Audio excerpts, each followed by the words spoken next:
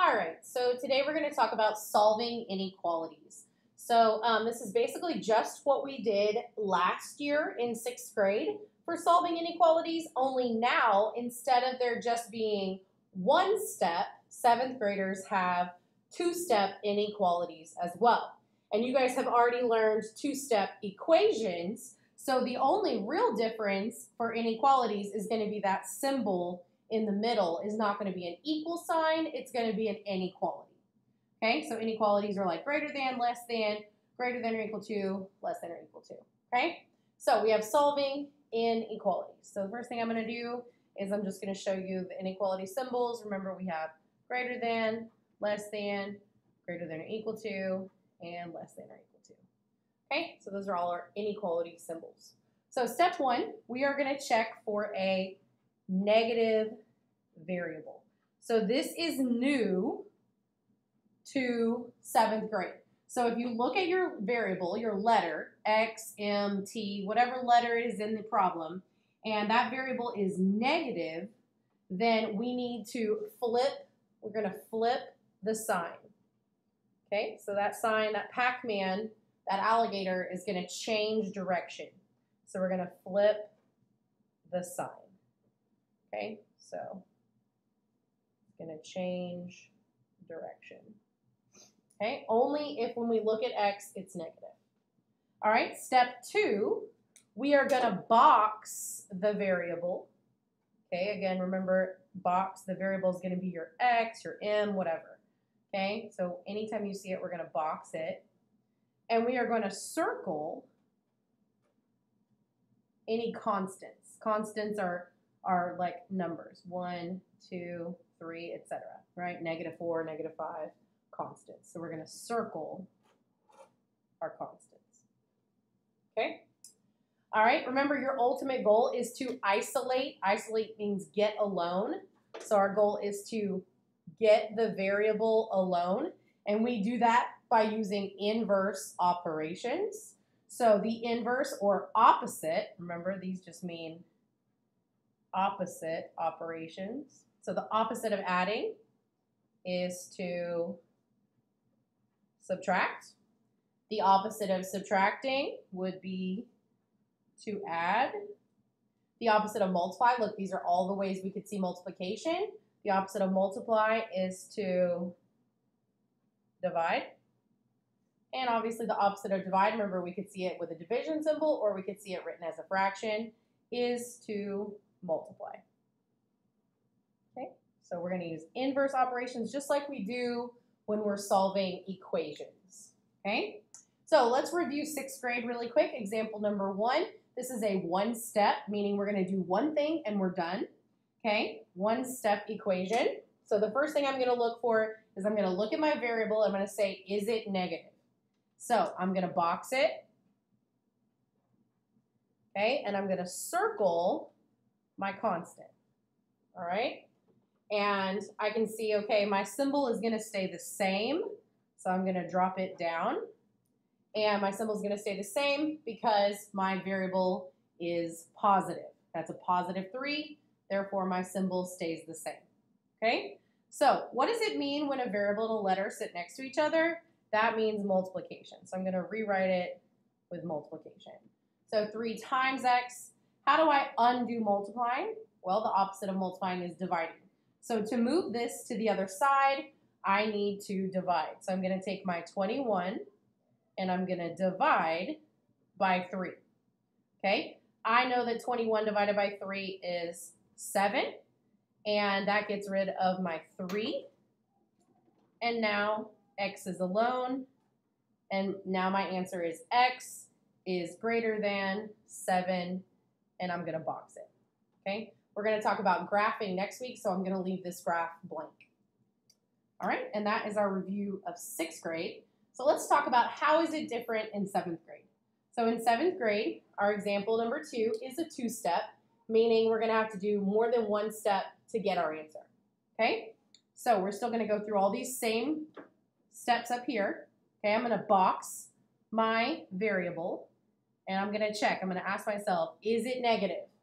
Well, no, that variable is not negative. That's a +2. So I'm going to bring my sign down and leave it exactly the same. Okay, it didn't change because that's a positive 2. All right, and then I'm going to circle my constants. So I have a negative 6. Remember, minus and negative are the same. And I have a positive 16. And remember, our goal is to get m alone. So I'm going to move my 6 over. So I have to ask myself, how do I undo subtracting 6? Okay, well, the opposite of subtracting is adding.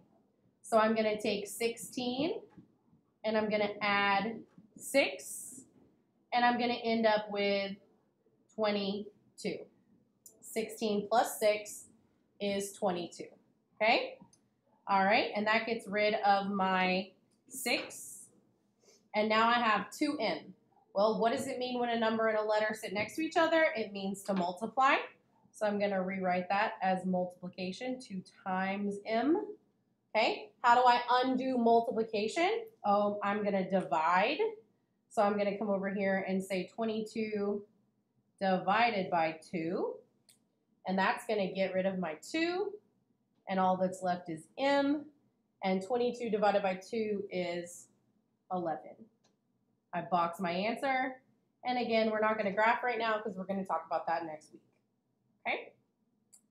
All right, example number 3. Example number 3. So in example number 3, we have negative 6x minus 8 is greater than or equal to 4. All right, so first thing I'm going to do is box my variable. So I'm going to box it. And I'm going to ask myself, is it negative? Well, yes, this x is a negative 6x. So my symbol needs to come down here, and it is going to change directions. So my inequality, my Pac-Man, my alligator is going to change directions. Notice that I still keep my equal sign, but I have to change my inequality direction.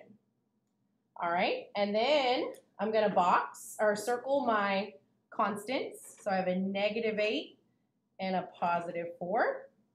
And I know I want to move that negative 8 over to be with the 4. So what is the opposite of subtracting 8? Adding 8.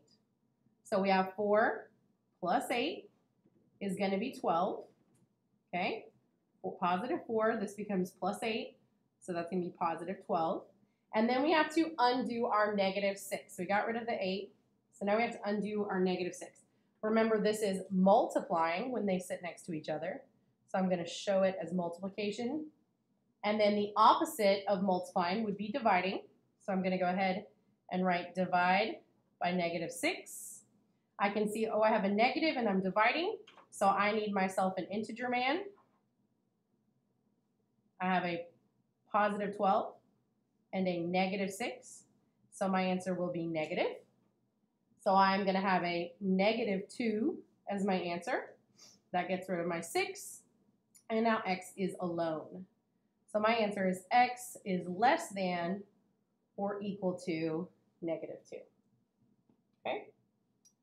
And my last example is negative x divided by 4 minus 1 is greater than or equal to negative 3. Okay?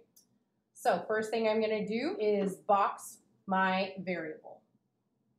So I have a negative x over 4. And I'm going to say, is this negative? Yes. So I need to drop my symbol down and flip it.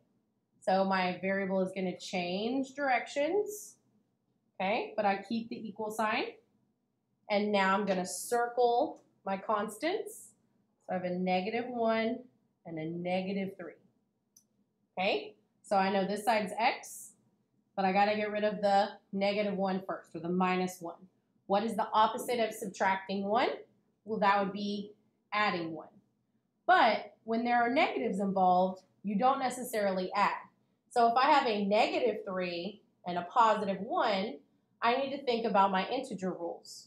Okay, so I could even draw it out. If I have negative 3 and positive 1, I can cancel these out, and what's left? Negative 2. So this is different signs, negative and positive. So we're going to different signs subtract. And remember, there were more on team negative, so we keep that negative sign. Okay? Again, I checked myself by drawing some some counters right here. Negative, negative, negative for the 3 and 1 positive, okay? And then I'm done with the -1. And then I have to say, okay, what is this? What is it when it's a fraction? Oh yeah, that's division. So they're dividing by -4. So I need to multiply to undo it. So I'm going to come and multiply by -4 to cancel that 4 out, okay? And it's negative, so it's a negative over here, okay? I have integer man again for those multiplying negatives. So 2 is negative, 4 is negative, so my answer will be positive. So 2 times 4 is 8, and again, it was positive. And then all that's left is x. So my answer is x is less than or equal to 8. And that is how we solve inequalities, guys. We will graph next week.